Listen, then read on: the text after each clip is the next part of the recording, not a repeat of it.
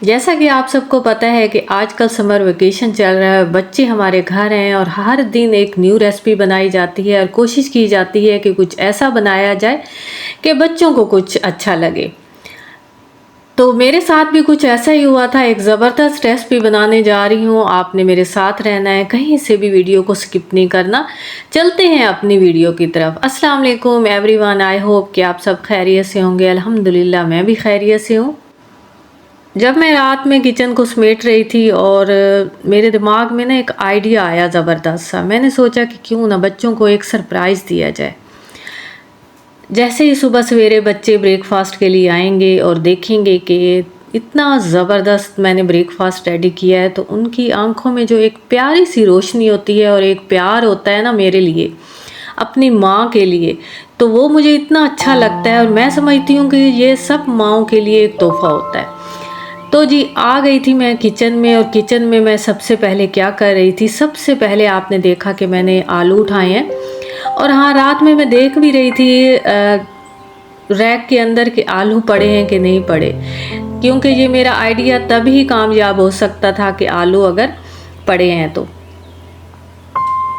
हाँ जी, तो आलू मैंने देखे, आलू पड़े थे। सबसे पहले मैंने उनको अच्छे से वॉश किया है एक स्ट्रेनर के अंदर। उसके बाद मैंने उनका छिलका रिमूव किया है, और छिलका रिमूव करने के बाद मैंने उनको बॉईल करने के लिए छोड़ दिया है।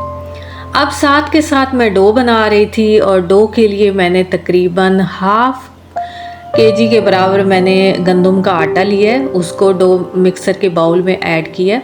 थोड़ा सा मैंने इसमें नमक डाला है साथ में, क्योंकि आज एक ज़बरदस्त डो बनानी थी मैंने, तो मैंने इसमें थोड़ा सा घी भी ऐड कर लिया है। वैसे आम रूटीन में बिल्कुल सिंपल डो बनाती हूँ आटे की। मैं उसमें जस्ट नमक डालती हूँ और ताज़ा पानी जो फ्रेश होता है वो उसमें ऐड करके उसकी डो बना लेती हूँ। लेकिन आज थोड़ा सा मैंने घी भी डाल लिया था। आप डालना चाहती हैं तो ठीक, नहीं तो कोई मसला नहीं है। यहाँ पर जी डो मिक्सर को मैंने ऑन कर दिया, और मैं आपको ये भी बताती चलूँ कि डो मिक्सर को चलाते हुए आपने साथ के साथ थोड़ा थोड़ा पानी इसके अंदर ऐड करते रहना है।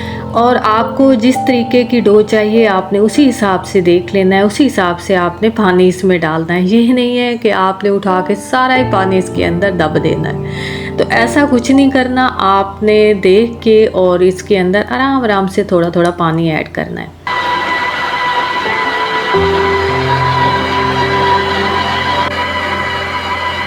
चलें जी, डो तो मेरी बन गई थी, इसको मैंने ऑफ़ कर दिया। बड़ी आसानी से डो इसमें बन जाती है, कोई मुश्किल भी नहीं होती। ट्रस्ट मी कि जब जब से मैं इस डो मिक्सर को घर ले आई हूँ, मेरा काम बड़ा इजी हो गया है। जैसे कि मैंने साथ में आपने देखा कि आलू बॉईल करी और साथ के साथ मैंने डो भी रेडी कर ली है। नहीं तो मेरा एक बड़ा सारा काम निकल आता, और मुझे डो को इतना 10 से 20 मिनट तक मुझे उसको गूंद गूंद गूंद के अपने कंधे थका लेने थे। लेकिन ऐसा कुछ नहीं हुआ, डो रेडी हो चुकी है। मैंने इसको बाउल के अंदर ऐड कर लिया है, और मैं इतना ही आटा गूंद के रखती हूँ जितने की मुझे ज़रूरत होती है। जस्ट मैंने ब्रेकफास्ट बनाना होता है और लंच में ही मुझे रोटियों की ज़रूरत होती है, तो इसलिए मैं 2 टाइम का आटा बना लेती हूँ। इससे मुझे ये होता है कि बार बार मुझे बाउल भी नहीं धोना पड़ता, और मुझे डो मिक्सर को भी बार बार उठाना नहीं पड़ता। तो बस ये थोड़ा सा गंदम का आटा मैं इस तरीके से इसकी डो बना लेती हूँ, और उसके बाद मैं बाउल को वॉश करती हूँ, उसके लिड को वॉश करती हूँ, और उसके बाद मैं इसको इसकी जगह पे रख देती हूँ। बड़े आसानी से मैं इसको चला रही हूँ। तकरीबन 4 से 5 माह हो गए हैं, लेकिन ये बड़ा ज़बरदस्त चल रहा है। चलें जी, खैर चलते हैं अपनी आगे की रेसिपी की तरफ। तो यहाँ पे आप देख रही हैं कि मेरे आलू जो हैं वो दरमियाने मुझे लग रहे थे कि हाफ़ बॉयल हो चुके हैं। तो मैंने साथ के साथ मैंने ये किया कि जो इसमें इंग्रेडिएंट्स जाएंगे, जो इसमें वेजीज जाएंगी, वो मैंने इनको एक स्ट्रेनर के अंदर उठा लिया और लगे हाथों उनको सारा अच्छे से क्रश करने लगी। यहाँ पे प्याज जो थे उनको मैं चॉप भी कर सकती थी, लेकिन उनको मैंने हाथों के साथ बारीक बारीक उनको चॉप किया। उसके बाद मैंने टमाटर लिए, हरी मिर्चें लिए, फ्रेश धनिया ली। ये जस्ट मैं यही वेजीज इसके अंदर ऐड करने वाली थी, क्योंकि जो प्याज होते हैं वो अगर हम उनको चॉपर के अंदर डाल दें तो वो कुछ बारीक से कट जाते हैं। तो मेरी कोशिश थी हाथों के साथ ही मैं इनको क्रश करूं। यहाँ पे आलूओं का पानी जो था, जो बाकी बच गया था बॉयल होने, क्योंकि आलू तो बॉयल हो चुके थे तो इसलिए वो पानी मैंने वेस्ट कर दिया। आलू थोड़ी देर मैंने रख दिए, वो अच्छे से थोड़ी मुझे लग रहे थे कि वो ठंडे हो गए। तो साथ के साथ मैं इनको क्रश कर रही थी और आप देख रही हैं कि जग ब्लेंडर के अंदर मैंने हरी मिर्चें, टमाटर ऐड कर लिए थे और इनको अच्छे से ब्लेंड कर लिया था, वो भी मैंने इसमें ऐड कर लिए। और प्याज भी मैंने थोड़े से इसी के अंदर ही ऐड कर दिए थे ताकि ये सारा मिक्सचर इकट्ठा हो जाए और मैं इनको आलूओं के अंदर ऐड कर लूँगी। अब स्पाइसेस की बारी आ रही थी, लेकिन मैंने सोचा कि इनको पहले अच्छे से मैं क्रश कर लेती हूँ, क्योंकि जैसे ही बाद में जब मैं इन स्पाइसेस इसके अंदर ऐड करूँगी तो ये अच्छे से मिक्स हो जाएंगे। अब स्पाइसेस में क्या मैं ऐड करने वाली हूँ, मैंने इसमें डाला है नमक तकरीबन 1 स्पून के बराबर, धनिया थोड़ी सी इसमें मैंने ज़्यादा डाली है, तकरीबन 2 स्पून के बराबर मैंने इसमें धनिया पाउडर ऐड किया। साथ ही मैंने चिली फ्लेक्स इसमें ऐड किया, क्योंकि हरी मिर्चें मैंने काफ़ी सारी डाली थी, 10 से 20 मेरी हरी मिर्चें थी जो कि मैंने ब्लेंडर के अंदर अच्छे से उनको ब्लेंड कर लिया था। तो इसलिए मैंने चिली फ्लेक्स जो है 1 स्पून के बराबर इसमें ऐड किया है।